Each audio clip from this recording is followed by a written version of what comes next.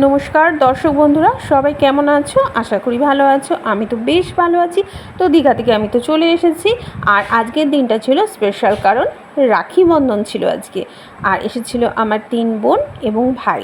তো আমার হাজব্যান্ডের পাশে যে বসে আছে আমার 3 বোন সামনে রয়েছে, আর এদিকে ফটোশ্যুট করছিল ওরা। তো সবাই মিলে এক জায়গায় হয়েছি। আর এদিকে মিষ্টিগুলো রেডি করা হচ্ছিল।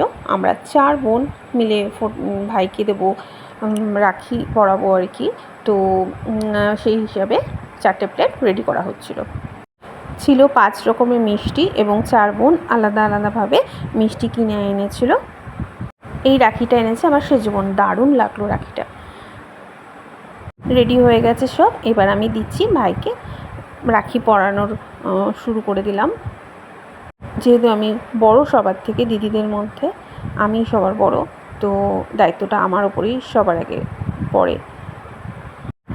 রাখি পরানোর পর আমি ভাইকে আশীর্বাদ করব আর ভগবানের কাছে প্রার্থনা করব আমার ভাই যেন সুস্থ থাকে এবং জীবনে বড় হতে পারে, ভালো মানুষ হতে পারে। এবং আমি ভাইকে মিষ্টি খাইয়ে দিলাম।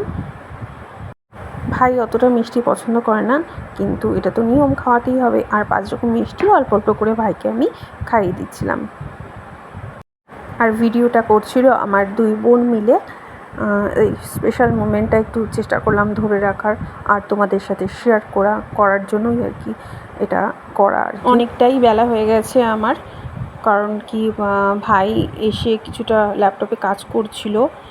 আর আর আমার পরে রয়েছে আমার 3 বোন।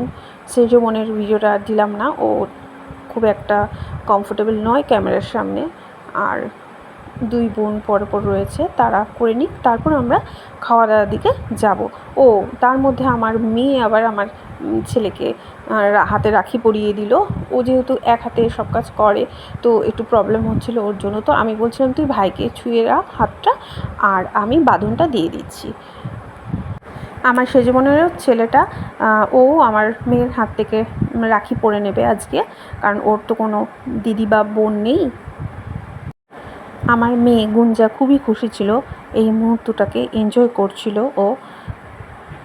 তারপর মিষ্টি খাইয়ে দিল ভাইকে। আরে হ্যাঁ, দাঁড়া, চুলটা ঠিক করে দিই।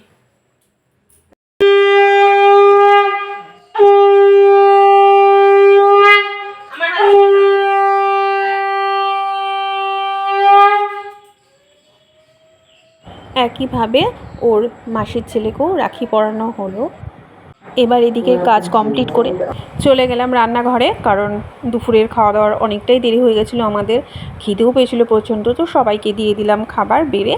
আর তারপর লাস্টে আমি খেয়ে নেব। তো সবাইকে ধন্যবাদ আমার ভিডিও দেখার জন্য।